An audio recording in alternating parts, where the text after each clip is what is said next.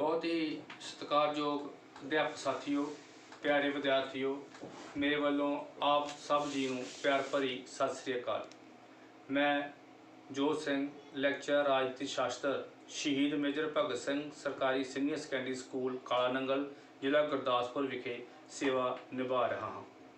अज असी भारतीय संसदीय प्रणाली की रचना, इस दे अंग मिल के किवें काम करते हैं, इस दीयां विशेषतावां अते सरकार के दोषों संसदीय सरकार के दोषों बारे जानकारी प्राप्त करांगे।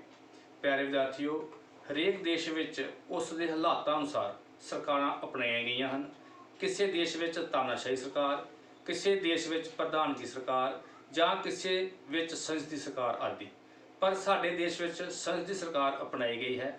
इस नूं अपनाउण दा सब तो वड्डा कारण यह है कि साडे देश विच बहुत लंबा समा अंग्रेज़ों ने संसदीय प्रणाली अधीन राज किया। इस प्रणाली प्रति साडे लीडर साहबान चंगी तरह तजर्बा रखते सन अते जदों देश आज़ाद होया तो उस समय तक 1919 का एक्ट, 1935 का एक्ट लागू हो चुकिया सी, जो जिम्मेवार प्रणाली की सरकार की वकालत करता सी। इसलिए भारतीयों ने संसदीय प्रणाली नूं लागू करना सौखा समझा। हुण असीं तुहाडे सामने इसकी रचना, इस दे अंग किवें काम करते हैं, उस बारे शुरू करते हैं। मैं सामने स्क्रीन के उत्ते तुसीं देख रहे हो कि संसदीय प्रणाली के 3 अंग होंदे हैं बेटे, कार्यपालिका, विधानपालिका ते न्यायपालिका। कार्यपालिका ते विधानपालिका के आपसी संबंधों के आधार पर सरकार के 2 रूप होंदे हैं। 2 रूप किहड़े-किहड़े होंदे ने? एक संसदीय सरकार ते दूसरा प्रधानगी सरकार। जिन्हां देशों के विच कार्यपालिका अते विधानपालिका विचकार गूढ़ा संबंध पाया जाता है, उत्थे संसदीय सरकार हुंदी है। ते जिन्हां देशों के विच कार्यपालिका विधानपालिका दे विच आपस विच गूढ़े संबंध नहीं पाए जाते, उन्हां देशों के विच प्रधानगी सरकार हुंदी है। इसकी मिसाल अमरीका तो ली जा सकती है। अमरीका देश के विच प्रधानगी सरकार है, तो उत्थे भी कार्यपालिका विधानपालिका न्यायपालिका काम करते हैं। साडे देश में भी कार्यपालिका विधानपालिका न्यायपालिका काम करते हैं, पर साडे संसदीय सरकार है क्योंकि कार्यपालिका ते विधानपालिका आपस में मिल के काम करते हैं। इसलिए प्यारे विद्यार्थियों, भारत में कार्यपालिका ते विधानपालिका का गूढ़ा संबंध है, तो भारत में संसदीय सरकार है। इसनों असीं अगे एक तस्वीर आई समझने की कोशिश करते हैं। आ एक तुसीं जो तस्वीर स्क्रीन पर देख रहे हो, इस दे विच सरकार के 3 अंग दसे गए हैं, जिवें कि विधानपालिका, कार्यपालिका ते न्यायपालिका। न्यायपालिका जिहड़ा सिस्टम है, ये कोई केंद्र जिदा राज शक्तियां वंडियां राज्यां विच इस तरह तरी नहीं है। ये एक थल्लों लैके उपर तक एक बॉडी है। ये विच उपर सुप्रीम कोर्ट काम करती है, जिन्ने भी स्टेट्स हैगियां ने उहदे हाई कोर्ट काम करते हैं, तो डिस्ट्रिक्ट उहदे थल्ले डिस्ट्रिक्ट कोर्ट काम करते हैं। कई स्टेट दे विच 2, 3, 4 नूं मिला के भी एक हाई कोर्ट बनाई गई है। इस करके ये अपने तौर पर काम करते। इन्हां दा ज़्यादा काम की हैगा कि जिहड़े भी विधानपालिका द्वारा नीतियां कानून बनाए जाते हैं, उन्हां दी व्याख्या करती है। तो जेकर कोई उन्हां दी उलंघना करता है तो उसनूं सजावां दिंदी है। इहदा ये काम है। इस तो इलावा विधानपालिका का काम है नीतियां के कानून बनाने, ते कार्यपालिका का काम है नीतियां कानूनों नूं लागू करना। हुण आपां जे देखीए विधानपालिका, तो इहनूं मैं 2 रूपां 'च वंडिया है, एक केंद्र पद्धर ते एक राज पद्धर ते। हुण तुसीं देखो, केंद्र पद्धर ते संसद काम करती है, ते राज पद्धर ते प्रांतां दे विच विधान मंडल काम करते। संसद विच 2 भाग ने, राज सभा ते लोक सभा, ते विधान मंडल विच भी 2 भाग ने, विधान परिषद ते विधान सभा। इत्थे मैं दसना चाहना है कि सिर्फ साडे देश विच 7 विधान परिषद सी, पर हुण जम्मू कश्मीर गाड़ी बनने नाल ते ओह हुण देखदे आ इहदे विच गाड़ी नूं किस तरीके नाल आपां लैंदे आ, ते विधान जिहड़ी विधान सभा आ उहदे अंडर फिर आपां जिन्ने भी MLA एरा लैवल ते चुनदे। हुण संसद विच आपां गल करदे हैं, इधर राज सभा है तो इधर लोक सभा है। राज सभा उपरला सदन है तो लोक सभा इहदा हेठला सदन कहा जाता है। राज सभा में कुल मैंबर वध तो वध 250 हो सकते हैं, ਤੇ ਲੋਕ ਸਭਾ ਵਿੱਚ ਵੱਧ ਤੋਂ ਵੱਧ ਮੈਂਬਰ 552 ਹੋ ਸਕਦੇ ਆ। ਇਹ ਕਿਵੇਂ ਇਹਦੀ ਗਿਣਤੀ ਹੁੰਦੀ ਹੈ ਕਿ ਉੱਦਾਂ ਵੈਸੇ ਜਿਹੜੇ ਪ੍ਰਾਂਤਾਂ ਤੋਂ ਚੁਣ ਕੇ ਰਾਜ ਸਭਾ ਦੇ ਮੈਂਬਰ ਹੁੰਦੇ ਆ ਉਹ 234 ਆ, ਪਰ ਜੋ ਪ੍ਰਾਇੰਟ ਨੇ ਉਹ 229 ਇਹ ਵੇਲੇ ਚੁਣ ਕੇ ਆ ਰਹੇ ਨੇ। ਤੇ 3 ਮੈਂਬਰ ਦਿੱਲੀ ਯੂਟੀ ਤੋਂ ਤੇ 1 ਮੈਂਬਰ ਪਾਂਡੂਚੇਰੀ ਯੂਟੀ ਤੋਂ ਆਉਂਦਾ ਹੈ।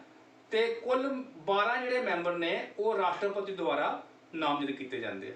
ਕੁੱਲ ਮਿਲਾ ਕੇ ਇਹ 245 ਬਣਦੇ ਆ। ਪਰ ਇਹ ਗੱਲ ਯਾਦ ਰੱਖਣ ਵਾਲੀ ਹੈ ਬੇਟੇ ਕਿ ਜਿਹੜੇ ਵੀ ਪ੍ਰਾਂਤ ਯੂਟੀ ਹੋਰ ਨੇ ਉਹਨਾਂ ਚੋਂ ਸਿਰਫ 2 ਯੂਟੀ ਤੋਂ ਇਲਾਵਾ ਹੋਰ ਕਿਸੇ ਵੀ ਜੂਨੀਅਰ ਟੈਰੀਟਰੀ ਵਿੱਚੋਂ ਕੋਈ ਵੀ ਕੈਂਡੀਡੇਟ ਰਾਜ ਸਭਾ 'ਚ ਨਹੀਂ ਹੁੰਦਾ, ਸਿਰਫ ਦਿੱਲੀ ਔਰ ਪਾਂਡੂਚੇਰੀ ਦੇ ਵਿੱਚੋਂ ਹੀ ਆਉਂਦਾ। ਇਸੇ ਤਰੀਕੇ ਨਾਲ ਲੋਕ ਸਭਾ ਦੇ ਮੈਂਬਰ ਨੇ 552, ਪ੍ਰਾਇੰਟ 545 ਹੈ। 500 ਜਿਹੜੇ 30 ਮੈਂਬਰ ਨੇ ਉਹ ਪ੍ਰਾਂਤਾਂ ਤੋਂ ਆਉਂਦੇ ਨੇ ਤੇ 13 ਮੈਂਬਰ ਯੂਟੀ ਤੋਂ ਆਉਂਦੇ ਨੇ। ਉੱਦਾਂ ਇਹ 20 ਟੋਟਲ ਮੈਂਬਰ ਨੇ, ਪਰ ਇਹ 13 ਮੈਂਬਰ ਫਿਲਹਾਲ ਆ ਰਹੇ ਨੇ ਔਰ 2 ਐਂਗਲੋ ਇੰਡੀਅਨ। ਇਹ ਟੋਟਲ ਮਿਲਾ ਕੇ 545 ਮੈਂਬਰ ਪੂਰੇ ਹੋ ਜਾਂਦੇ ਨੇ। ਇਸ ਕਰਕੇ ਇਹ ਥੋੜਾ ਤੁਹਾਨੂੰ ਯਾਦ ਰੱਖਣਾ ਪਏਗਾ ਵੀ ਕੇਂਦਰ ਪੱਧਰ ਤੇ ਸੰਸਦ ਕਿਵੇਂ ਕੰਮ ਕਰਦੀ ਹੈ ਤੇ ਪ੍ਰਾਂਤ ਪੱਧਰ ਤੇ ਵਿਧਾਨ ਮੰਡਲ ਵਿੱਚ ਗਾੜੀ ਕਿਸ ਤਰ੍ਹਾਂ ਕੰਮ ਹੁੰਦਾ। ਇਸੇ ਤਰੀਕੇ ਨਾਲ ਕਾਰਜਪਾਲਿਕਾ ਹੈ, ਇਹ ਕੇਂਦਰ ਪੱਧਰ ਤੇ ਕੰਮ ਕਰਦੀ ਹੈ ਤੇ ਰਾਜ ਪੱਧਰ ਤੇ ਵੀ ਕੰਮ ਕਰਦੀ ਹੈ। ਕਾਰਜਪਾਲਿਕਾ ਕੇਂਦਰ ਪੱਧਰ ਤੇ ਕਿਵੇਂ ਕੰਮ ਕਰਦੀ ਹੈ? ਇੱਕ ਤਾਂ ਸਥਾਈ ਕਾਰਜਪਾਲਿਕਾ ਕੰਮ ਕਰਦੀ ਹੈ, ਇੱਕ ਅਸਥਾਈ ਕਾਰਜਪਾਲਿਕਾ ਕੰਮ ਕਰਦੀ ਹੈ। ਇਸ ਨੂੰ ਸਮਝਣ ਵਾਸਤੇ ਸਥਾਈ ਕਾਰਜਪਾਲਿਕਾ ਉਹ ਮੈਂਬਰ ਹੁੰਦੇ ਹਨ ਜਿਹੜੇ ਯੋਗਤਾ ਦੇ ਆਧਾਰ ਚੁਣੇ ਜਾਂਦੇ ਹਨ, ਜਿਹੜੇ ਰਿਟਾਇਰ ਹੁੰਦੇ ਹਨ। ਸੌਖਾ ਤਰੀਕਾ ਯਾਦ ਕਰਨ ਦਾ। ਤੇ ਅਸਥਾਈ ਦਾ ਮਤਲਬ ਜਿਹੜੇ ਪੱਕੇ ਨਹੀਂ ਹਨ। ਇਹ ਸਾਰੇ ਜਿਹੜੇ 4 ਹੈਗੇ ਨੇ ਰਾਸ਼ਟਰਪਤੀ, ਉਪ ਰਾਸ਼ਟਰਪਤੀ, ਪ੍ਰਧਾਨ ਮੰਤਰੀ, ਮੰਤਰੀ ਪ੍ਰੀਸ਼ਦ, ਇਹ ਜਿਹੜੇ ਨੇ ਇਹ 5 ਸਾਲੇ ਚੁਣੇ ਜਾਂਦੇ ਆ।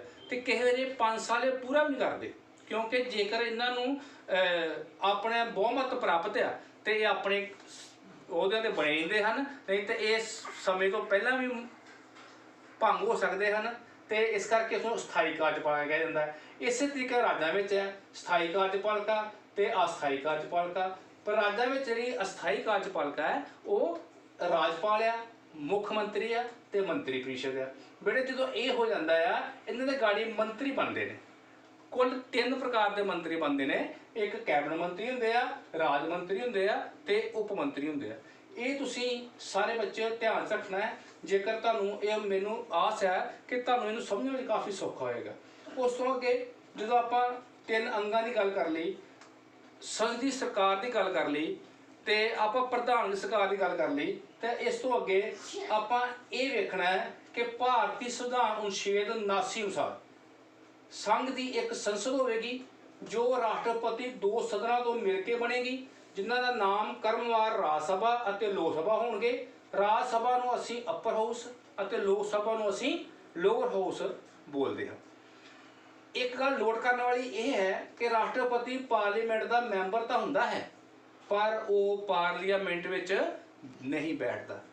ਉਹ ਰਾਜ ਸਭਾ ਤੇ ਲੋਕ ਸਭਾ ਤੋਂ ਜਿਹੜੇ ਵੀ ਬਿੱਲ ਪਾਸ ਹੁੰਦੇ ਹਨ ਉਹਨਾਂ ਤੇ ਸਿਰਫ ਉਹ ਦਸਖਤ ਹੀ ਕਰਦਾ ਹੈ। ਇਸ ਕਰਕੇ ਇਹ ਗੱਲ ਯਾਦ ਰੱਖਣੀ ਆ ਤੇ ਕਿਉਂਕਿ ਉਹਦੇ ਦਸਖਤ ਕਰਨ ਦੇ ਨਾਲ ਹੀ ਸਾਰੇ ਕਾਨੂੰਨ ਹੋਂਦ ਵਿੱਚ ਆਉਂਦੇ ਹਨ।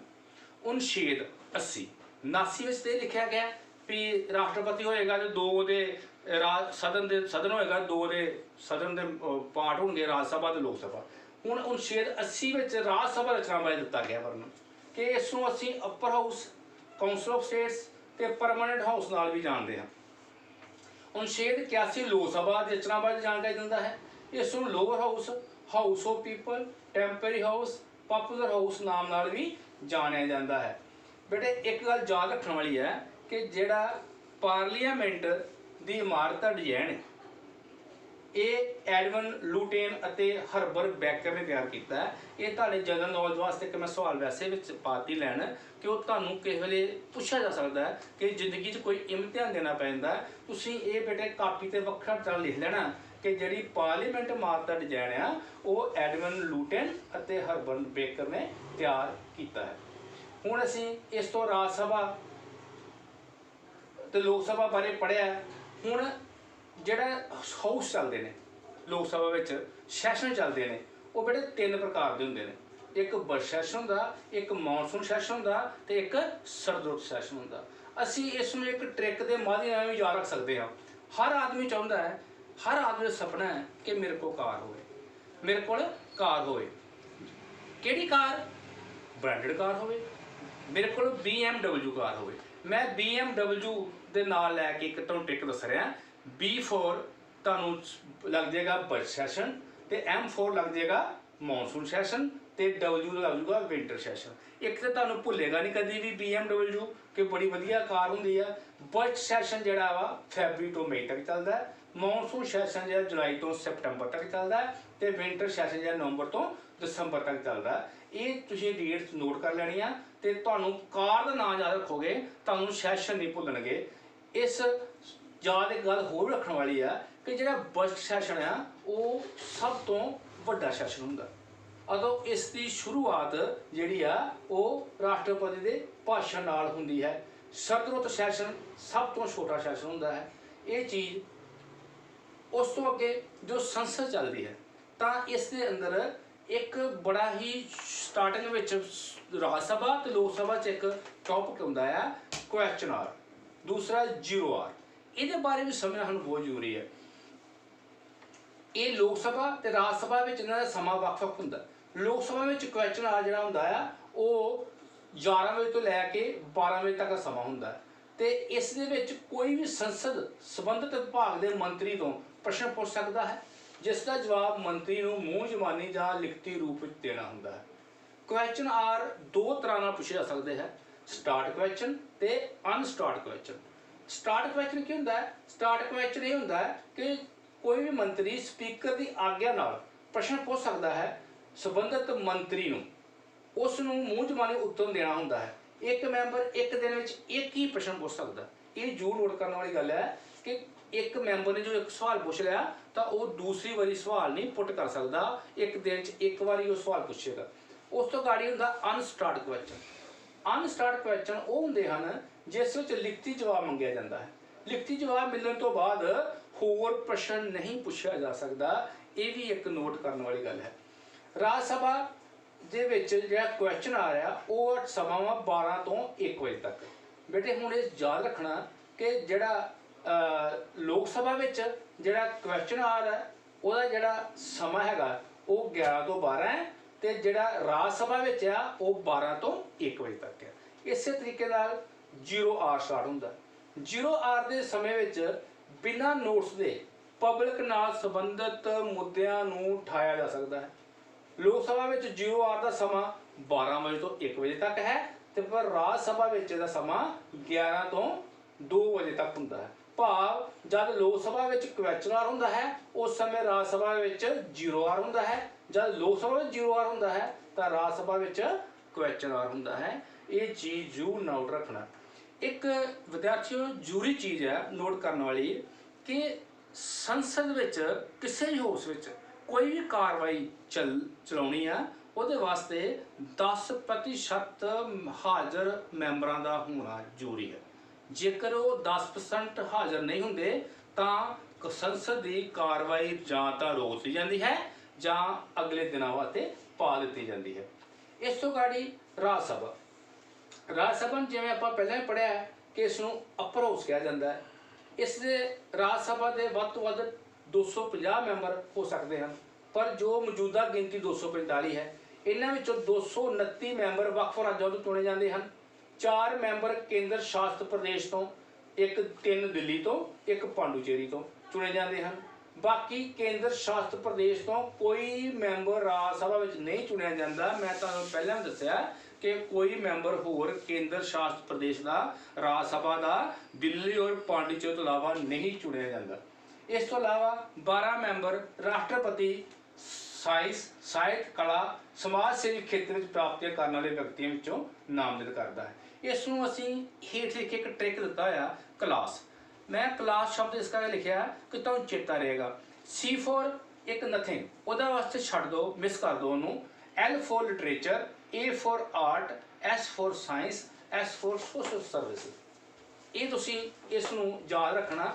ਪਰ ਇੱਥੇ ਇੱਕ ਮੈਂ ਗੱਲ ਹੋਰ ਵੀ ਤੁਹਾਨੂੰ ਦੱਸਣੀ ਚਾਹੁੰਦਾ ਕਿ ਜਦੋਂ ਰਾਜ ਪੱਧਰ ਤੇ ਰਾਜਪਾਲ ਇੱਕ ਆਦਮੀ ਨੂੰ ਨੋਮੀਨੇਟ ਕਰਦਾ ਹੈ ਉੱਥੇ ਇਹਦੇ ਵਿੱਚ C4 ਕੋਆਪਰੇਟਿਵ ਸੁਸਾਇਟੀ ਤੋਂ ਲਿਆ ਜਾ ਸਕਦਾ ਹੈ। ਉਹਦੇ ਵਿੱਚੋਂ ਮੈਂਬਰ ਜੇ ਚੰਗੀਆਂ ਪ੍ਰਾਪਤੀਆਂ ਕਰਦੇ ਨੇ ਉਹਨਾਂ ਨੂੰ ਚੁਣਿਆ ਜਾ ਸਕਦਾ ਹੈ। ਫਿਲਹਾਲ ਤੁਸੀਂ ਇਸ ਕਲਾਸ ਨੂੰ ਇੱਥੋਂ ਤੱਕ ਯਾਦ ਰੱਖੋ ਕਿ ਜਿਹੜਾ ਰਾਸ਼ਟਰਪਤੀ ਆ ਉਹ 4 ਭਾਗਾਂ ਵਿੱਚ ਲਿਟਰੇਚਰ, ਆਰਟ, ਸਾਇੰਸ ਤੇ ਸੋਸ਼ਲ ਸਰਵਿਸ ਵਿੱਚੋਂ ਚੰਗੀਆਂ ਪ੍ਰਾਪਤੀਆਂ ਕਰਨ ਵਾਲੇ, ਨਾਮ ਕਮਾਉਣ ਵਾਲੇ ਵਿਅਕਤੀਆਂ ਨੂੰ ਨੋਮੀਨੇਟ ਕਰ ਸਕਦਾ ਹੈ। ਆਰਟ ਸ਼ਬਦ ਵਿੱਚ ਸਪੋਰਟਸ ਵੀ ਹੁਣ ਸ਼ਾਮਲ ਕੀਤਾ ਗਿਆ। ਤੁਹਾਨੂੰ ਪਤਾ ਹੈ ਕਿ ਜਿਵੇਂ ਸਚਿਨ ਤੈਂਦੁਲਕਰ ਜੀ ਨੂੰ ਇਹਨਾਂ ਨੇ ਉਸ ਨੂੰ ਮੈਂਬਰ ਬਣਾਇਆ ਹੋਇਆ। ਬਟ ਇੱਕ ਸਭ ਤੋਂ ਜ਼ਰੂਰੀ ਜਿਹੜਾ ਨੋਟ ਕਰਨ ਵਾਲੀ ਗੱਲ ਆ ਉਹ ਇਹ ਨੋਟ ਕਰੋ ਕਿ ਰਾਜ ਸਭਾ ਵਿੱਚ ਸਭ ਤੋਂ ਵੱਧ ਸੀਟਾਂ ਯੂਪੀ ਤੋਂ ਹਨ, ਉੱਤਰ ਪ੍ਰਦੇਸ਼ ਦੀਆਂ 31 ਸੀਟਾਂ ਉੱਥੋਂ ਆਉਂਦੀਆਂ ਹਨ। ਰਾਜ ਸਭਾ ਦੇ ਜਿਹੜੇ ਮੈਂਬਰ ਨੇ ਉਸ ਦੀ ਚੋਣ 6 ਸਾਲ ਲਈ ਹੁੰਦੀ ਹੈ। ਰਾਜ ਸਭਾ ਦੇ ਮੈਂਬਰ ਦੀ ਚੋਣ ਕਿੰਨੇ ਸਾਲ ਹੁੰਦੀ ਆ? 6 ਸਾਲ। ਅਸੀਂ ਤਾਂ ਪੜ੍ਹਦੇ ਹਾਂ ਵੀ ਸਰਪੰਚ 5 ਸਾਲ ਇਹ ਬਣ ਗਿਆ, MLA 5 ਸਾਲ ਇਹ ਬਣ ਗਿਆ ਤੇ ਪ੍ਰਧਾਨ ਮੰਤਰੀ 5 ਸਾਲ ਬਣ ਗਿਆ। ਪਰ ਇਹ ਚੀਜ਼ ਯਾਦ ਰੱਖਣੀ ਆ ਕਿ ਰਾਜ ਸਭਾ ਦਾ ਮੈਂਬਰ ਜਿਹੜਾ ਉਹ 6 ਸਾਲ ਲਈ ਚੁਣਿਆ ਜਾਂਦਾ ਹੈ। ਤਾਂ ਉਹ 1/3 ਹਿੱਸਾ ਉਹਦਾ ਹਰੇਕ 2 ਸਾਲ ਬਾਅਦ ਰਿਟਾਇਰਮੈਂਟ ਹੋ ਜਾਂਦੀ ਹੈ। 250 ਮੈਂਬਰ ਦਾ ਤੀਜਾ ਹਿੱਸਾ ਕਰ ਲਓ, ਉਹ ਹਰ 2 ਸਾਲ ਬਾਅਦ ਰਿਟਾਇਰ ਹੋ ਜਾਣੇ ਆ। ਉਹਦੀ ਜਗ੍ਹਾ ਤੇ ਨਵੇਂ ਮੈਂਬਰ ਗਾੜੀ ਆਈ ਜਾਣੇ। ਤੇ ਇੱਕ ਇਹਦੇ ਵਿੱਚ ਹੋਰ ਵੀ ਸੁਣੋ ਗੱਲ, ਬੜੀ ਯਾਦ ਕਰਨ ਵਾਲੀ ਗੱਲ ਹੈ ਬੇਟੇ ਵੀ।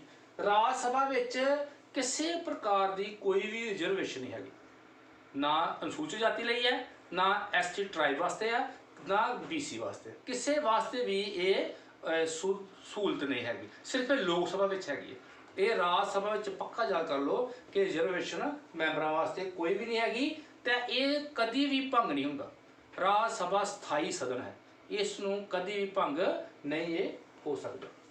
ਅੱਗੇ ਬੇਟੇ ਯੋਗਤਾਵਾਂ, ਆਪਾਂ ਯੋਗਤਾਵਾਂ ਪੜ੍ਹਦੇ ਹਾਂ ਰਾਸ਼ਟਰਪਤੀ ਦੀਆਂ, ਉਪ ਰਾਸ਼ਟਰਪਤੀ ਦੀਆਂ, ਪ੍ਰਧਾਨ ਮੰਤਰੀ ਦੀਆਂ, ਰਾਜ ਸਭਾ ਦੀਆਂ, ਲੋਕ ਸਭਾ ਦੀਆਂ। ਇਹਦੇ ਜੋ 4-5 ਗੱਲਾਂ ਕਾਮਨ ਨੇ ਜਿਹੜੀਆਂ ਹਰ ਇੱਕ 'ਚ ਹੁੰਦੀਆਂ। ਤੁਸੀਂ ਇਹਦੇ ਵਿੱਚੋਂ ਕੀ ਕਰਨਾ ਕਿ ਇਹਨਾਂ ਦੀ ਜਿਹੜੀ ਉਮਰ ਹੈ ਉਹ ਯਾਦ ਰੱਖਣੀ ਆ ਤੇ ਬਾਕੀ ਤੋਂ 3-4 ਗੱਲਾਂ ਯਾਦ ਕਰ ਲਓ, ਤੁਹਾਡੀਆਂ ਯੋਗਤਾਵਾਂ ਹੱਲ ਹੋ ਸਕਦੀਆਂ। ਬੜਾ ਸੌਖਾ ਸਵਾਲ 2 ਨੰਬਰ ਦਾ, 4 ਨੰਬਰ ਦਾ, 1 ਨੰਬਰ ਦਾ ਬਣ ਸਕਦਾ। ਕਿਵੇਂ? ਭਾਰਤ ਦਾ ਨਾਗਰਿਕ ਹੋਵੇ। ਜਿਸ ਵੀ ਆਦਮੀ ਰਾਜ ਸਭਾ ਲਈ ਚੁਣਨਾ, ਪ੍ਰਧਾਨ ਮੰਤਰੀ ਚੁਣਨਾ, ਸਰਪੰਚ ਬਣਨਾ, ਸਭ ਤੋਂ ਯੋਗਤਾ ਪਹਿਲੀ ਕੀ ਆ ਕਿ ਉਹ ਭਾਰਤ ਦਾ ਨਾਗਰਿਕ ਹੋਣਾ ਚਾਹੀਦਾ। ਨੰਬਰ 2, ਉਸ ਦੀ ਉਮਰ 30 ਸਾਲ ਹੋਵੇ। ਹੁਣ ਸਭ ਤੋਂ ਜਿਹੜੀ ਉਮਰ ਆ ਇਹਦੇ ਵਿੱਚ ਰਾਜ ਸਭਾ ਦੇ ਮੈਂਬਰ ਦੀ ਬਣਾਈ ਗਈ ਹੈ। ਰਾਜ ਸਭਾ ਦਾ ਜਿਹੜਾ ਮੈਂਬਰ ਹੈ ਇਹ ਉੱਪਰ ਹੈ। ਲੋਕ ਸਭਾ ਦਾ ਜਿਹੜਾ ਮੈਂਬਰ ਹੈ ਉਹਦੇ ਬਣਨ ਵਾਸਤੇ 25 ਸਾਲ ਦੀ ਉਮਰ ਚਾਹੀਦੀ ਹੈ। ਤੁਸੀਂ ਇੱਕ ਨਾ ਸਕੂਲ ਦੇ ਵਿੱਚ ਆਪਾਂ ਪੜ੍ਹਦੇ ਹਾਂ, ਆਪਾਂ ਇੱਕ ਉਦਾਹਰਨ ਲੈ ਸਕਦੇ ਹਾਂ +2 ਤੇ +1 ਦੀ। +2 ਜਿਹੜੀ ਜਮਾਤ ਹੈ ਉਹ ਸਾਡੀ ਸੀਨੀਅਰ ਕਲਾਸ ਹੈ, +1 ਛੋਟੀ ਕਲਾਸ ਹੈ। ਤੁਸੀਂ ਇਹ ਸਮਝ ਲਓ ਕਿ ਤੁਹਾਡੇ ਸਕੂਲ ਦੇ ਵਿੱਚ +2 ਜਿਹੜੀ ਹੈ ਰਾਜ ਸਭਾ ਹੈ ਤੇ ਲੋਕ ਸਭਾ ਛੋਟੀ ਹੈ, ਇਹਦੀ ਉਮਰ ਘੱਟ ਹੋਏਗੀ। ਇਸ ਕਰਕੇ ਇਹ 30 ਸਾਲ ਤੇ ਜਿਹੜੇ +1 ਵਾਲੇ ਆ ਉਹਦੀ 25 ਸਾਲ, ਮਤਲਬ ਲੋਕ ਸਭਾ ਦੀ 25 ਸਾਲ ਚਾਹੀਦੀ ਉਮਰ ਤੇ ਰਾਜ ਸਭਾ ਦੀ 30 ਸਾਲ ਚਾਹੀਦੀ ਹੈ। ਤੁਸੀਂ ਇਸ ਕਰਕੇ ਇਹਦੀ ਉਮਰ ਦਾ ਯਾਦ ਕਰ ਸਕਦੇ ਹੋ ਆਰਾਮ ਨਾਲ। ਤੇ ਬਾਕੀ ਸਾਰੀ ਚੀਜ਼ਾਂ ਲਗਭਗ 4-5 ਚੀਜ਼ਾਂ ਕਾਮਨ ਹੀ ਆ ਵੀ ਉਹ ਪਾਗਲ ਨਾ ਹੋਵੇ, ਉਹ ਦਿਵਾਲੀਆ ਨਾ ਹੋਵੇ, ਉਹ ਭਾਰਤ ਦੀ ਲਿਸਟ ਵਿੱਚ ਉਹਦੀ ਵੋਟਰ ਸੂਚੀ ਦਾ ਨਾਂ ਹੋਵੇ ਉਹਦਾ, ਠੀਕ ਹੈ। ਬਾਕੀ ਸੰਸਦ ਦੁਆਰਾ ਸਮੇਂ-ਸਮੇਂ ਵਿੱਚ ਕੀਤੀਆਂ ਯੋਗਤਾਵਾਂ ਪੂਰੀਆਂ ਕਰਦਾ ਹੋਵੇ। ਇਹ ਬੇਟੇ ਤੁਸੀਂ ਪੱਕੀਆਂ ਯੋਗਤਾਵਾਂ ਤਿਆਰ ਕਰ ਲੈਣੀਆਂ। ਹੁਣ ਇਹਦੇ ਵਿੱਚ ਰਾਜ ਸਭਾ ਦੇ ਵਿੱਚ ਜਿਹਦੇ ਅੰਡਰ ਪ੍ਰਬੰਧ ਚੱਲਦਾ ਉਹ ਕੀ ਆ? ਉਹਦਾ ਹੈਗਾ ਦੇਸ਼ ਦਾ ਉਪ ਰਾਸ਼ਟਰਪਤੀ। ਉਪ ਰਾਸ਼ਟਰਪਤੀ ਔਰ ਇਹਨਾਂ ਦੀ ਗੈਰ ਹਾਜ਼ਰੀ ਵਿੱਚ ਡਿਪਟੀ ਚੇਅਰਮੈਨ ਦਾ ਕੰਮ ਕਰਦਾ, ਡਿਪਟੀ ਚੇਅਰਮੈਨ ਕੰਮ ਕਰਦਾ। ਜਿਹੜਾ ਉਪ ਰਾਸ਼ਟਰਪਤੀ ਹੈ ਇਹ ਰਾਜ ਸਭਾ ਦਾ ਚੇਅਰਮੈਨ ਹੈ ਤੇ ਇਹਨਾਂ ਦੀ ਗੈਰ ਹਾਜ਼ਰੀ ਕੌਣ ਕੰਮ ਕਰਦਾ? ਡਿਪਟੀ ਚੇਅਰਮੈਨ ਕੰਮ ਕਰਦਾ। ਇਹ ਦੋਨੋਂ ਬਿੱਲ ਸੰਬੰਧੀ ਵੋਟ ਨਹੀਂ ਪਾ ਸਕਦੇ। ਇਹ ਕਿਸੇ ਸੰਸਦ ਵਿੱਚ ਕੋਈ ਪ੍ਰੋਬਲਮ ਆ ਜਾਏ ਨਾ ਵੀ ਕੋਈ ਬਿੱਲ ਬਹਿਸ ਹੋ ਰਹੀ ਆ, ਵੋਟਾਂ ਪਾਉਣ ਪੈ ਗਈਆਂ ਤੇ ਇਹ ਬਰਾਬਰ ਵੋਟਾਂ ਹੋ ਜਾਂਦੀਆਂ ਤਾਂ ਫਿਰ ਆਪਣੀ ਵੋਟ ਦੇ ਸਕਦੇ। ਪਰ ਉਹਨਾਂ ਵੈਸੇ ਵੋਟ ਆਪਣੀ ਨਹੀਂ ਪਾਉਂਦੇ, ਨਾ ਉਹਨੂੰ ਅਧਿਕਾਰ ਦਿੱਤਾ ਗਿਆ, ਠੀਕ ਹੈ। ਇਹ ਨਿਰਣਾਇਕ ਵੋਟ ਹੀ ਪਾ ਸਕਦੇ। ਇਸ ਤੋਂ ਅੱਗੇ ਲੋਕ ਸਭਾ। ਹੁਣ ਆਪਾਂ ਰਾਜ ਸਭਾ ਬਾਰੇ ਪੜ੍ਹਿਆ, ਇਹ 'ਚ ਕਿੰਨੇ ਮੈਂਬਰ ਨੇ, ਇਹ ਕੀ ਇਹਦੇ ਵਿੱਚ ਕੰਮ ਨੇ, ਯੋਗਤਾਵਾਂ ਕੀ ਨੇ। ਲੋਕ ਸਭਾ ਦੇ ਵਿੱਚ ਵੱਧ ਤੋਂ ਵੱਧ 552 ਮੈਂਬਰ ਹੋ ਸਕਦੇ। 552 ਮੈਂਬਰ ਦੇ ਵਿੱਚ 545 ਜਿਹੜੇ ਮੈਂਬਰ ਨੇ ਉਹ ਵੱਖ-ਵੱਖ ਚੁਣ ਕੇ ਆਉਂਦੇ ਨੇ। ਕਿਵੇਂ 530 ਮੈਂਬਰ ਜਿਹੜੇ ਰਾਜਾਂ ਤੋਂ ਚੁਣ ਕੇ ਆਉਂਦੇ ਨੇ ਤੇ 30 ਮੈਂਬਰ ਕੇਂਦਰ ਸ਼ਾਸਤ ਪ੍ਰਦੇਸ਼ਾਂ ਤੋਂ ਆਉਂਦੇ ਨੇ ਤੇ 2 ਮੈਂਬਰ ਐਂਗਲੋ ਇੰਡੀਅਨ। ਰਾਸ਼ਟਰਪਤੀ ਜੋ ਨਾਮਜ਼ਦ ਕਰਦਾ 12 ਕਰਦਾ ਹੈ ਰਾਜ ਸਭਾ 'ਚ ਤੇ 2 ਕਰਦਾ ਹੈ ਲੋਕ ਸਭਾ ਵਿੱਚ। ਇਹਦੇ ਵਿੱਚ ਲੋਕ ਸਭਾ ਵਿੱਚ ਰਾਖਵਾਂਕਰਨ ਹੈਗਾ, ਰਾਜ ਸਭਾ 'ਚ ਰਾਖਵਾਂਕਰਨ ਨਹੀਂ ਹੈਗਾ। ਲੋਕ ਸਭਾ 'ਚ ਹੈਗਾ ਇਹਦੇ 'ਚ ਅਨੁਸੂਚਿਤ ਜਾਤੀ ਜਿਹੜੇ ਆ ਉਹ 84 ਮੈਂਬਰ ਚੁਣੇ ਜਾਂਦੇ ਆ ਤੇ ਅਨੁਸੂਚਿਤ ਕਬੀਲਿਆਂ ਤੋਂ 47 ਮੈਂਬਰ ਚੁਣੇ ਜਾਂਦੇ ਹਨ। ਇਸ ਦੇ ਮੈਂਬਰ 5 ਸਾਲੇ ਚੁਣੇ ਜਾਂਦੇ ਹਨ। ਰਾਜ ਸਭਾ 'ਚ 6 ਸਾਲੇ ਚੁਣੇ ਜਾਂਦੇ ਸੀ। ਲੋਕ ਸਭਾ ਵਿੱਚ ਜਿੱਤੀ ਹੋਈ ਪਾਰਟੀ ਕੋਲ ਬਹੁਮਤ ਨਾ ਰਹੇ ਤਾਂ ਉਸ ਨੂੰ ਸਮੇਂ ਤੋਂ ਪਹਿਲਾਂ ਵੀ ਭੰਗ ਕੀਤਾ ਜਾ ਸਕਦਾ। ਜਿਵੇਂ ਕਿ ਤੁਹਾਨੂੰ ਮੈਂ ਪਹਿਲਾਂ ਵੀ ਦੱਸਿਆ ਸੀ ਕਿ ਜਿੰਨਾ ਚਿਰ ਬਹੁਮਤ ਹੈਗਾ ਉਹਨਾਂ ਚਿਰ, ਨਹੀਂ ਤੇ ਇਹ 5 ਸਾਲ ਤੋਂ ਪਹਿਲਾਂ ਵੀ ਹਟਾਏ ਜਾ ਸਕਦੇ ਨੇ ਕਿਉਂਕਿ ਇਹ ਅਸਥਾਈ ਸਦਨ ਹੈ। ਪਰ ਰਾਜ ਇਸ ਵਿੱਚ 5 ਸਾਲੇ ਚੁਣੇ ਜਾਂਦੇ ਆ। ਬੇਟੇ ਯੋਗਤਾਵਾਂ ਵੀ ਇਹਦੀਆਂ ਵੇਖੋ ਬਰਾਬਰ ਹੈ, ਸਿਰਫ ਸਾਰੀਆਂ ਉਹ ਲਿਖੀਆਂ, ਉਹਦੇ ਵਿੱਚ ਮੈਂ ਇਹਦੀ ਉਮਰ ਲਿਖੀ ਆ ਕਿ ਜਿਹੜਾ MP ਆ ਉਸ ਦੀ ਉਮਰ ਜਿਹੜੀ ਆ ਉਹ ਲੋਕ ਸਭਾ ਦੇ ਵਾਸਤੇ ਚੋਣ ਲੜਨ ਵਾਸਤੇ 25 ਸਾਲ ਚਾਹੀਦੀ ਹੈ ਤੇ ਇਹਦੇ ਵਿੱਚ ਉਹਨਾਂ ਨੇ 25 ਸਾਲ ਨਾਲ ਲਿਖੀ ਆ। 25 ਸਾਲ ਦੀ ਉਮਰ ਜਾਂ ਇਸ ਤੋਂ ਵੱਧ ਹੋਵੇ ਤਾਂ ਉਹ ਲੋਕ ਸਭਾ ਦਾ ਮੈਂਬਰ ਬਣ ਸਕਦਾ ਹੈ, ਸੰਸਦ ਬਣ ਸਕਦਾ ਹੈ। ਠੀਕ ਹੈ, ਪਰ ਸਰਕਾਰ ਪ੍ਰਤੀ ਜੇ ਅਵਿਸ਼ਵਾਸ ਪ੍ਰਸਤਾਵ ਸਿਰਫ ਲੋਕ ਸਭਾ ਵਿੱਚ ਨਾ ਜਾ ਸਕਦਾ। ਇਹ ਨੋਟ ਕਰ ਲੈਣਾ ਕਿ ਜਦੋਂ ਵੀ ਕੋਈ ਸਰਕਾਰ ਦੇ ਪ੍ਰਤੀ ਮੈਂਬਰ ਘਟ ਗਏ ਨੇ ਜਾਂ ਉਹਦੇ ਮੈਂਬਰ ਦੌੜ ਗਏ ਨੇ ਜਾਂ ਉਹਨਾਂ ਨੇ ਆਪਣਾ ਕੋਈ ਪਾਰਟੀ ਬਦਲੀ ਆ ਤਾਂ ਉਹਦੇ ਵਾਸਤੇ ਜਿਹੜਾ ਹੈਗਾ ਉਹ ਲੋਕ ਸਭਾ 'ਚ ਹੀ ਉਹਦੇ ਵਾਸਤੇ ਅਵਿਸ਼ਵਾਸ ਪ੍ਰਸਤਾਵ ਲਿਆਂਦਾ ਜਾ ਸਕਦਾ ਹੈ। ਤੇ ਦੂਸਰਾ ਇੱਕ ਗੱਲ, ਧਨ ਬਿੱਲ ਜਿਹੜਾ ਆ ਉਹ ਵੀ ਧਨ ਬਿੱਲ ਲਿਆਂਦਾ ਜਾ ਸਕਦਾ। ਠੀਕ ਹੈ ਜੀ, ਲੇਕਿਨ ਧਨ ਬਿੱਲ ਬਾਰੇ ਜਿਹੜਾ ਉਹ ਸਪਸ਼ਟੀਕਰਨ ਜਿਹੜਾ ਆ ਉਹ ਧਨ ਬਿੱਲ ਹੈਗਾ ਕਿ ਨਹੀਂ ਹੈਗਾ ਉਹ ਸਪੀਕਰ ਨੇ ਕਰਨਾ, ਉਹ ਅੱਗੇ ਆਪਾਂ ਜਾ ਕੇ ਪੜ੍ਹਦੇ ਹਾਂ। ਠੀਕ ਹੈ, ਹੁਣ ਇਹ ਦੋਵਾਂ ਜਿਹੜੇ ਇਹਦੇ ਸਦਨ ਨੇ ਲੋਕ ਸਭਾ ਤੇ ਆਪਾਂ ਰਾਜ ਸਭਾ ਉਹ ਪੜ੍ਹਿਆ। ਹੁਣ ਇਹਦੇ ਵਿੱਚ ਇੱਕ ਬਹੁਤ ਹੀ ਇੰਪੋਰਟੈਂਟ ਆਦਮੀ ਆ, ਉਹ ਸਪੀਕਰ ਦੀ ਪੋਸਟ ਹੈ। ਸਪੀਕਰ ਦਾ ਲੋਕ ਸਭਾ ਵਿੱਚ ਬੜਾ ਹੀ ਮਾਣ ਤੇ ਇੱਜ਼ਤ ਵਾਲਾ ਅਹੁਦਾ ਹੈ। ਠੀਕ ਹੈ, ਲੋਕ ਸਭਾ ਦੇ ਸਭ ਤੋਂ ਪਹਿਲੇ ਜਿਹੜੇ ਸਪੀਕਰ ਸੀ ਉਹ ਗਣੇਸ਼ ਵਾਸੂਦੇਵ ਮਾਲਵੰਕਰ ਸਨ। ਲੋਕ ਸਭਾ ਵਿੱਚ ਪਹਿਲੀ ਔਰਤ ਮੀਰਾ ਕੁਮਾਰ ਸਨ ਅਤੇ ਹੁਣ ਮੌਜੂਦਾ ਲੋਕ ਸਭਾ ਵਿੱਚ ਦੂਸਰੀ ਔਰਤ ਸਪੀਕਰ ਸ਼੍ਰੀਮਤੀ ਸੁਮਿਤਰਾ ਮਹਾਜਨ ਹਨ। ਬੇਟੇ ਇਹ ਯਾਦ ਰੱਖਣਾ ਹੈ ਕਿ ਇਹ ਸੁਮਿਤਰਾ ਮਹਾਜਨ 2014 ਵਿੱਚ ਇਲੈਕਸ਼ਨ ਹੋਈ ਸੀ ਤਾਂ ਮੋਦੀ ਸਾਹਿਬ ਸਰਕਾਰ 'ਚ ਉਦੋਂ ਵੀ ਹੈਗੀ ਸੀ ਤੇ 19 ਵਿੱਚ ਫਿਰ BJP ਸਰਕਾਰ ਆਈ ਹੈ ਤੇ ਹੁਣ ਇਸ ਵੇਲੇ ਮੌਜੂਦਾ ਵੀ ਸ਼੍ਰੀਮਤੀ ਸੁਮਿਤਰਾ ਮਹਾਜਨ ਜੀ ਸਪੀਕਰ ਦੇ ਅਹੁਦੇ ਤੇ ਬਿਰਾਜਮਾਨ ਹਨ। ਲੋਕ ਸਭਾ ਦਾ ਸਪੀਕਰ ਲੋਕ ਸਭਾ ਦੇ ਮੈਂਬਰਾਂ ਵਿੱਚੋਂ ਪਹਿਲੀ ਮੀਟਿੰਗ ਚੁਣ ਲਿਆ ਜਾਂਦਾ ਹੈ। ਸਪੀਕਰ ਆਪਣੇ ਅਹੁਦੇ ਤੇ ਉਦੋਂ ਤੱਕ ਬਣਿਆ ਰਹਿੰਦਾ ਹੈ ਜਿੰਨਾ ਚਿਰ ਤੱਕ ਅਗਲੀ ਸਰਕਾਰ ਦਾ, ਨਵੀਂ ਚੁਣੀ ਹੋਈ ਸਰਕਾਰ ਦਾ ਆਪਣਾ ਉਹ ਸਪੀਕਰ ਚੁਣ ਨਹੀਂ ਲੈਂਦੇ, ਉਹਨਾਂ ਚਿਰ ਤੱਕ ਇਹ ਜਿਹੜਾ ਸਪੀਕਰ ਆ ਇਹ ਆਪਣੇ ਅਹੁਦੇ ਤੇ ਬਿਰਾਜਮਾਨ ਰਹਿੰਦਾ। ਹੁਣ ਸਪੀਕਰ ਦੀਆਂ ਸ਼ਕਤੀਆਂ, ਸਪੀਕਰ ਲੋਕ ਸਭਾ ਸਦਨ ਦਾ ਪ੍ਰਧਾਨ ਹੁੰਦਾ ਹੈ। ਜੇਕਰ ਕਦੇ ਕਿਸੇ ਬਿੱਲ ਸੰਬੰਧੀ ਵਿਵਾਦ ਪੈਦਾ ਹੋ ਜਾਵੇ ਤਾਂ ਸਪੀਕਰ ਹੀ ਫੈਸਲਾ ਕਰਦਾ ਹੈ ਕਿ ਬਿੱਲ ਧਨ ਨਾਲ ਸੰਬੰਧਿਤ ਹੈ ਕਿ ਜਾਂ ਸਧਾਰਨ ਬਿੱਲ ਹੈ। ਸਦਨ ਵਿੱਚ ਅਨੁਸ਼ਾਸਨ ਕਾਇਮ ਰੱਖਦਾ ਹੈ। ਕੋਈ ਮੈਂਬਰ ਅਨੁਸ਼ਾਸਨ ਭੰਗ ਕਰਦਾ ਹੈ ਤਾਂ ਉਸ ਨੂੰ ਹਾਊਸ ਤੋਂ ਬਾਹਰ ਭੇਜ ਸਕਦਾ ਹੈ ਜਾਂ ਉਸ ਨੂੰ ਸਜ਼ਾ ਦੇ ਸਕਦਾ ਹੈ। ਦੋਵਾਂ ਸਦਨਾਂ ਨੂੰ ਸਮੂਹਿਕ ਸੈਸ਼ਨ ਲਈ ਤਿਆਰ ਕਰਦਾ ਹੈ ਅਤੇ ਉਸ ਦੀ ਪ੍ਰਧਾਨਗੀ ਵੀ ਕਰਦਾ ਹੈ। ਸਪੀਕਰ ਵੋਟਿੰਗ ਵਿੱਚ ਭਾਗ ਨਹੀਂ ਲੈਂਦਾ, ਸਿਰਫ ਨਿਰਣਾਇਕ ਵੋਟ ਹੀ ਪਾ ਸਕਦਾ ਹੈ। ਠੀਕ ਹੈ ਜੀ, ਸਪੀਕਰ ਦੀ ਗੈਰ ਹਾਜ਼ਰੀ ਵਿੱਚ ਡਿਪਟੀ ਸਪੀਕਰ ਕੰਮ ਕਰਦਾ ਹੈ। ਬੇਟੇ ਇਹ ਅਗਲਾ ਇਹ ਲੋਕ ਸਭਾ ਦੇ ਸਪੀਕਰ ਦੀ ਸਥਿਤੀ ਹੈ ਜਿਹੜੀ ਕਿ ਤੁਹਾਨੂੰ ਇਹਦੇ ਬਾਰੇ ਪਤਾ ਹੋਵੇ ਫਿਰ ਤੁਹਾਨੂੰ ਬਹੁਤ ਸੌਖਾ ਹੋ ਜਾਊਗਾ ਸੰਸਦੀ ਪ੍ਰਣਾਲੀ ਨੂੰ ਸਮਝਣਾ। ਹੁਣ ਮੈਂ ਅੱਗੇ ਭਾਰਤੀ ਸੰਸਦੀ ਪ੍ਰਣਾਲੀ ਦੀਆਂ ਵਿਸ਼ੇਸ਼ਤਾਵਾਂ ਇਹਨਾਂ ਬਾਰੇ ਤੁਹਾਨੂੰ ਦੱਸਣਾ ਚਾਹੁੰਦਾ ਹਾਂ ਕਿ ਇਹ ਪ੍ਰਣਾਲੀ ਆਪਾਂ ਕਿਉਂ ਬਣਾਈ ਆ, ਇਹਦੀਆਂ ਕੀ ਵਿਸ਼ੇਸ਼ਤਾਵਾਂ ਸੀ ਉਹਦੇ ਬਾਰੇ ਤੁਹਾਨੂੰ ਜਾਗਰੂਕ ਕਰਨਾ ਚਾਹੁੰਦੇ ਹਾਂ। ਔਰ ਨੰਬਰ 1 ਹੈਗਾ ਨਾਮ ਮਾਤਰ ਅਤੇ ਵਾਸਤਵਿਕ ਕਾਰਜਪਾਲਿਕਾ ਵਿੱਚ ਭੇਦ। ਨੰਬਰ 1 ਇਹਦੇ ਵਿੱਚ ਰਾਜ ਦਾ ਮੁਖੀ ਨਾਮ ਮਾਤਰ ਦਾ ਕਾਰਜ ਸਾਧਕ ਮੁਖੀ ਹੁੰਦਾ ਹੈ। ਮੰਤਰੀ ਪ੍ਰੀਸ਼ਦ ਰਾਜ ਦੇ ਮੁਖੀ ਦੀਆਂ ਸ਼ਕਤੀਆਂ ਦਾ ਪ੍ਰਯੋਗ ਕਰਦਾ ਹੈ ਜੋ ਵਾਸਤਵਿਕ ਕਾਰਜ ਸਾਧਕ ਹੁੰਦਾ ਹੈ। ਕੇਂਦਰ ਵਿੱਚ ਰਾਸ਼ਟਰਪਤੀ, ਰਾਜਾਂ ਵਿੱਚ ਰਾਜਪਾਲ ਨਾਮ ਮਾਤਰ ਦੇ ਕਾਰਜ ਸਾਧਕ ਮੁਖੀ ਹਨ ਅਤੇ ਵਾਸਤਵ ਵਿੱਚ ਇਹਨਾਂ ਸ਼ਕਤੀਆਂ ਦਾ ਪ੍ਰਯੋਗ ਮੰਤਰੀ ਪ੍ਰੀਸ਼ਦ ਇਹਨਾਂ ਦੇ ਨਾਂ ਤੇ ਹੀ ਕਰਦਾ ਹੈ। ਇੱਕ ਇਹ ਖਾਸ ਹੈ। ਸੈਕੰਡ, ਪ੍ਰਧਾਨ ਮੰਤਰੀ ਦੀ ਅਗਵਾਈ। ਸੰਸਦੀ ਸਰਕਾਰ ਵਿੱਚ ਮੰਤਰੀ ਪ੍ਰੀਸ਼ਦ ਮੰਤਰੀ ਪ੍ਰਧਾਨ ਮੰਤਰੀ ਦੀ ਅਗਵਾਈ ਅਧੀਨ ਕੰਮ ਕਰਦਾ ਹੈ। ਮੰਤਰੀਆਂ ਦੀ ਸੂਚੀ ਤਿਆਰ ਕਰਨਾ, ਵਿਭਾਗਾਂ ਦੀ ਵੰਡ ਕਰਨਾ, ਵਿਭਾਗਾਂ ਦੀ ਅਦਲਾ ਬਦਲੀ ਕਰਨਾ, ਇਹ ਬਹੁਤ ਮਹੱਤਵਪੂਰਨ ਕੰਮ ਹੈ ਜਿਹੜੇ ਕਿ ਪ੍ਰਧਾਨ ਮੰਤਰੀ ਦੀ ਅਗਵਾਈ ਵਿੱਚ ਹੁੰਦੇ ਹਨ। ਵਿਧਾਨ ਪਾਲਿਕਾ ਤੇ ਕਾਰਜਪਾਲਿਕਾ ਵਿਚਕਾਰ ਗੂੜੇ ਸੰਬੰਧ, ਇਹ ਆਪਾਂ ਤੁਹਾਨੂੰ ਪਹਿਲਾਂ ਦੱਸਿਆ ਹੈ ਤੇ ਹੁਣ ਵੀ ਹੈ ਕਿ ਇਹ ਸਾਡੇ ਸੰਸਦੀ ਸਰਕਾਰ ਦੀ ਇੱਕ ਬਹੁਤ ਵੱਡੀ ਵਿਸ਼ੇਸ਼ਤਾ ਹੈ ਕਿ ਵਿਧਾਨ ਪਾਲਿਕਾ ਤੇ ਕਾਰਜਪਾਲਿਕਾ ਆਪਸ ਵਿੱਚ ਬਹੁਤ ਮਿਲ ਕੇ ਔਰ ਵਿਸ਼ਵਾਸ ਗੂੜੇ ਸੰਬੰਧ ਇਹਨਾਂ ਦੇ ਹੁੰਦੇ ਹਨ ਤਾਂ ਹੀ ਦੇਸ਼ ਵਿੱਚ ਸੰਘੀ ਸਰਕਾਰ ਸਹੀ ਢੰਗ ਨਾਲ ਚੱਲਦੀ ਹੈ। ਇਸ ਤੋਂ ਅਗਲਾ ਹੈਗਾ ਆ ਕਿ ਮੰਤਰੀ ਪ੍ਰੀਸ਼ਦ ਤੇ ਵਿਧਾਨ ਪਾਲਿਕਾ ਤੇ ਕੰਟਰੋਲ। ਹੁਣ ਸੰਘੀ ਸਰਕਾਰ ਵਿੱਚ ਮੰਤਰੀ ਪ੍ਰੀਸ਼ਦ ਆਪਣੇ ਸਾਰੇ ਕਾਰਜ ਵਿਧਾਨ ਪਾਲਿਕਾ ਦੇ ਕੰਟਰੋਲ ਦੀ ਰਹਿ ਕੇ ਕਰਦੀ ਹੈ। ਕੇਂਦਰ ਵਿੱਚ ਸੰਸਦ ਅਤੇ ਰਾਜਾਂ ਵਿੱਚ ਵਿਧਾਨ ਮੰਡਲ ਮੰਤਰੀ ਪ੍ਰੀਸ਼ਦ ਨੂੰ ਰਾਜ ਪ੍ਰਬੰਧ ਸੰਬੰਧੀ ਕੋਈ ਪ੍ਰਸ਼ਨ ਪੁੱਛ ਸਕਦੇ ਹਨ। ਅਗਲਾ ਹੈਗਾ ਮੰਤਰੀ ਪ੍ਰੀਸ਼ਦ ਦੀ ਸਮੂਹਿਕ ਜ਼ਿੰਮੇਵਾਰੀ। ਇਹ ਇੱਕ ਵਿਸ਼ੇਸ਼ਤਾ ਬਹੁਤ ਵੱਡੀ ਹੈ ਇਹਦੀ ਵੀ, ਵਿਅਕਤੀਗਤ ਮੰਤਰੀ ਪ੍ਰੀਸ਼ਦ ਦੀ ਸਮੂਹਿਕ ਜ਼ਿੰਮੇਵਾਰੀ। ਬੇਟੇ ਆਮ ਸੁਣਦੇ ਆ ਕਿ ਮੰਤਰੀ ਪ੍ਰੀਸ਼ਦ ਦੁਆਰਾ ਲਏ ਗਏ ਹਰ ਫੈਸਲੇ ਲਈ ਸਾਰੇ ਮੰਤਰੀ ਪ੍ਰੀਸ਼ਦ ਸਮੂਹਿਕ ਰੂਪ ਵਿੱਚ ਜ਼ਿੰਮੇਵਾਰ ਹੁੰਦੀ ਹੈ। ਇਸ ਕਰਕੇ ਕਿਹਾ ਜਾਂਦਾ ਹੈ ਕਿ ਮੰਤਰੀ ਇਕੱਠੇ ਡੁੱਬਦੇ ਹਨ ਤੇ ਇਕੱਠੇ ਤਰਦੇ ਹਨ। ਵਿਅਕਤੀਗਤ ਜ਼ਿੰਮੇਵਾਰੀ। ਸਮੂਹਿਕ ਜ਼ਿੰਮੇਵਾਰੀ ਦੇ ਨਾਲ ਨਾਲ ਮੰਤਰੀ ਆਪਣੀ ਵਿਅਕਤੀਗਤ ਜ਼ਿੰਮੇਵਾਰੀ ਵੀ ਨਿਭਾਉਂਦੇ ਹਨ। ਇਹ ਜੇਕਰ ਕੋਈ ਵਿਭਾਗ ਦਾ ਪ੍ਰਸ਼ਨ ਪੁੱਛਦਾ ਹੈ ਉਹਦਾ ਜਵਾਬ ਦਿੰਦੇ ਹਨ, ਤੇ ਜੇਕਰ ਕਿਸੇ ਕਾਰਨ ਕੋਈ ਅਸਫਲਤਾ ਪੈਦਾ ਹੋ ਜਾਂਦੀ ਹੈ ਤਾਂ ਉਹਨਾਂ ਨੂੰ ਇਕੱਲੇ ਤੌਰ ਤੇ ਅਸਤੀਫਾ ਵੀ ਦੇਣਾ ਪੈਂਦਾ ਹੈ। ਮੰਤਰੀ ਪ੍ਰੀਸ਼ਦ ਦੀ ਮਿਆਦ ਨਿਸ਼ਚਿਤ ਨਹੀਂ ਹੁੰਦੀ। ਅੱਗੇ ਪੜ੍ਹਿਆ ਸੀ, ਮੈਂ ਤੁਹਾਨੂੰ ਦੱਸਿਆ ਸੀ ਕਿ ਲੋਕ ਸਭਾ ਵਿੱਚ ਕਿ ਇਹਦੀ 5 ਸਾਲ ਲਈ ਮਿਆਦ ਹੁੰਦੀ ਹੈ, ਇਹ ਅਸਥਾਈ ਸਦਨ ਹੈ।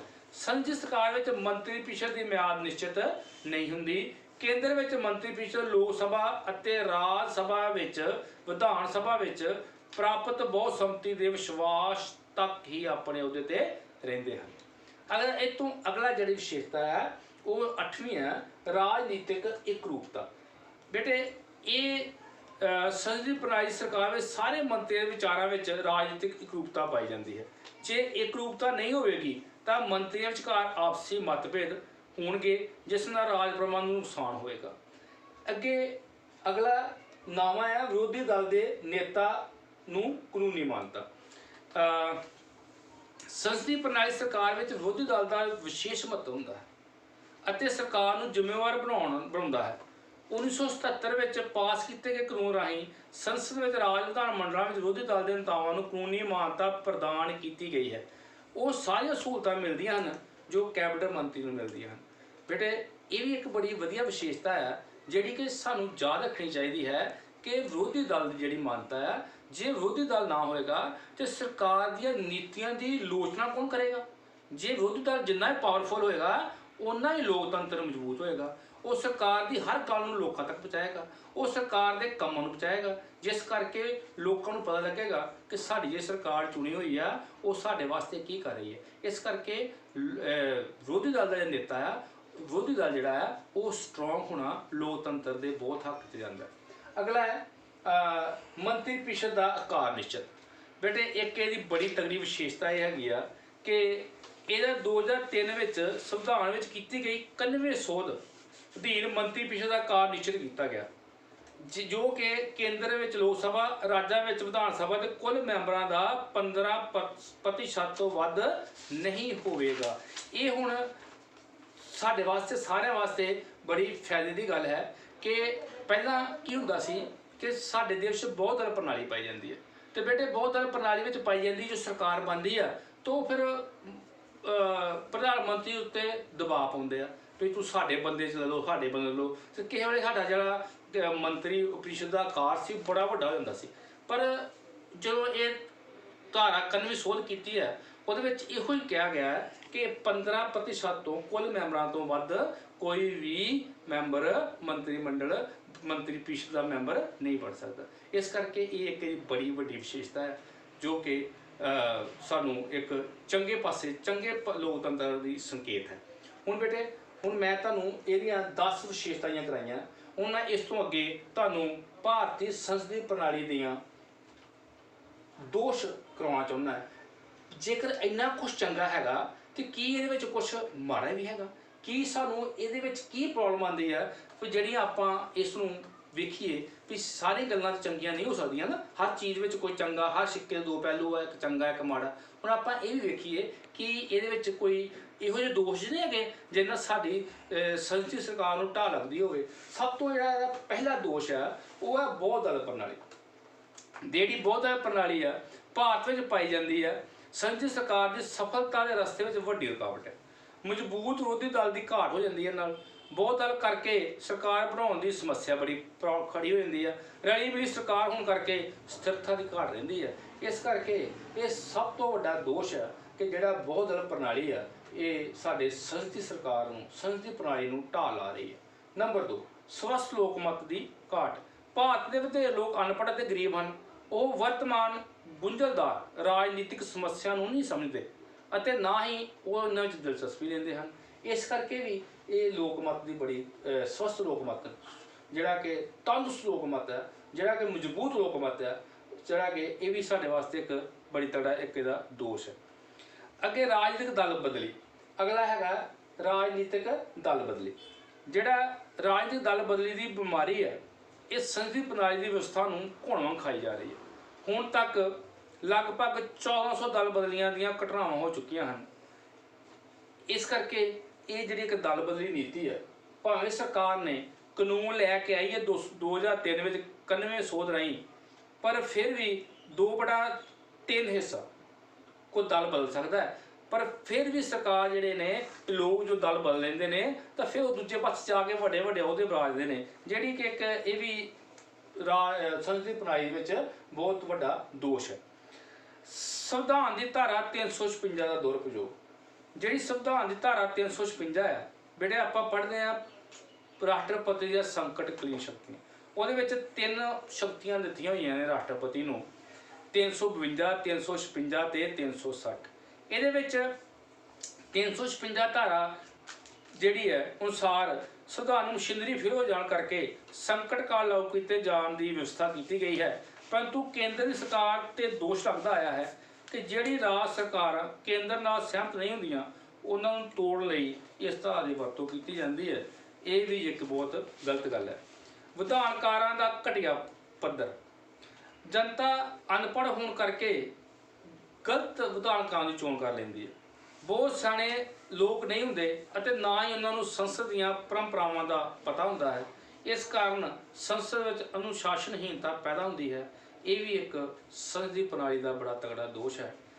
ਅਗਲਾ ਹੈਗਾ ਦੋਸ਼ ਅਗਲਾ ਪੁਆਇੰਟ ਹੈ ਕਿ ਵੋਟਰਾਂ ਵਿੱਚ ਦਿਲਚਸਪੀ ਦੀ ਘਾਟ। ਅੱਗੇ ਭਾਰਤ ਵਿੱਚ ਅਜੇ ਵੀ 35 ਤੋਂ 40% ਲੋਕ ਚੋਣਾਂ ਵਿੱਚ ਹਿੱਸਾ ਨਹੀਂ ਲੈਂਦੇ। ਸੰਸਦੀ ਸਰਕਾਰ ਨੂੰ ਸਫਲਤਾਪੂਰਵਕ ਚਲਾਉਣ ਲਈ ਵੋਟਰਾਂ ਵਿੱਚ ਦਿਲਚਸਪੀ ਦਾ ਹੋਣਾ ਅਤੀ ਜ਼ਰੂਰੀ ਹੈ ਤਾਂ ਉਹ ਠੀਕ ਪ੍ਰਤੀਨਿਧਾਂ ਦੀ ਚੋਣ ਕਰ ਸਕਣ।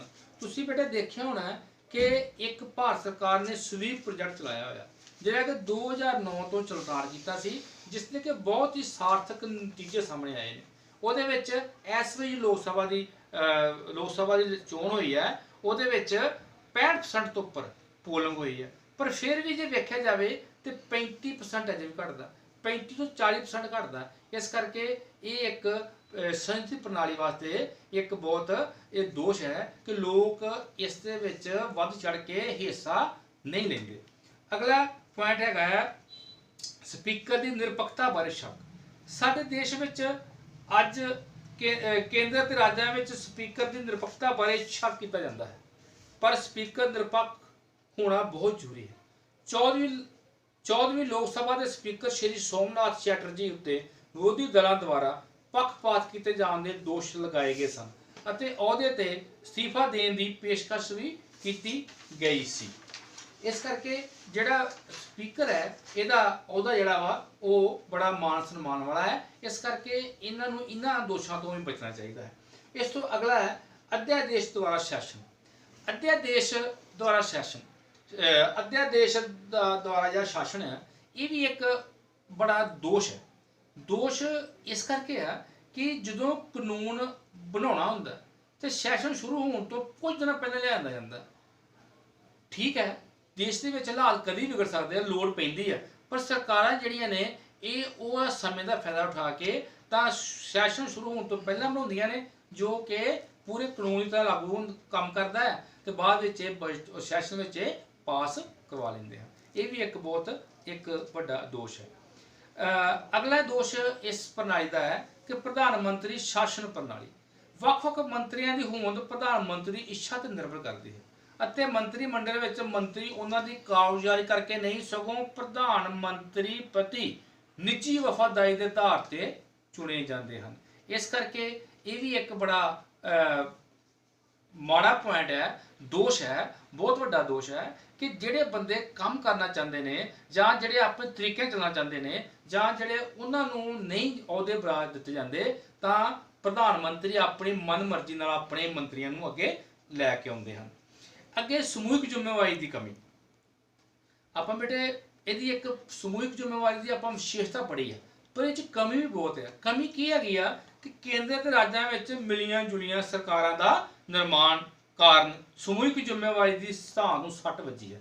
ਸਰਕਾਰਾਂ ਵਿੱਚ ਸ਼ਾਮਲ ਵੱਖ-ਵੱਖ ਦਲਾਂ ਦੇ ਨਾਲ ਸੰਬੰਧ ਰੱਖਣ ਵਾਲੇ ਮੰਤਰੀਆਂ ਇੱਕ ਦੂਜੇ ਦੀ ਆਲੋਚਨਾ ਕਰਦੇ ਰਹਿੰਦੇ ਹਨ ਅਤੇ ਅਨੇਕਾਂ ਪ੍ਰਕਾਰ ਦੇ ਇੱਕ ਦੂਜੇ ਉੱਤੇ ਦੋਸ਼ ਲਗਾਉਂਦੇ ਰਹਿੰਦੇ ਹਨ, ਜੋ ਸੰਸਦੀ ਪ੍ਰਣਾਲੀ ਸਰਕਾਰ ਦੇ ਸਿਧਾਂਤਾਂ ਨਾਲ ਮੇਲ ਨਹੀਂ ਖਾਂਦਾ।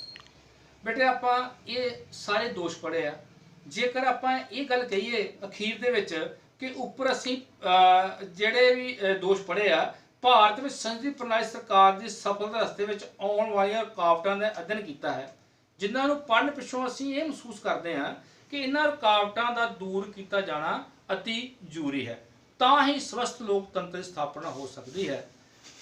ਇਸ ਕਰਕੇ ਬੇਟਾ ਮੈਂ ਆਸ ਕਰਦਾ ਹਾਂ ਕਿ ਤੁਹਾਨੂੰ ਇਹ ਸਭ ਨੂੰ, ਜੋ ਵੀ ਤੁਸੀਂ ਇਹ ਲੈਸਨ ਸੁਣਿਆ ਹੈ, ਤੇ ਤੁਹਾਡੀ ਇਹ ਬੁੱਧੀ ਨੂੰ ਹੋਰ ਵੀ ਤੀਖਰ ਕਰੇਗਾ ਤੇ ਤੁਹਾਨੂੰ ਇਹ ਚੰਗਾ ਵੀ ਲੱਗਾ ਹੋਏਗਾ। ਬਹੁਤ ਬਹੁਤ ਸ਼ੁਕਰੀਆ, ਧੰਨਵਾਦ, ਰੱਬ ਰੱਖਾ।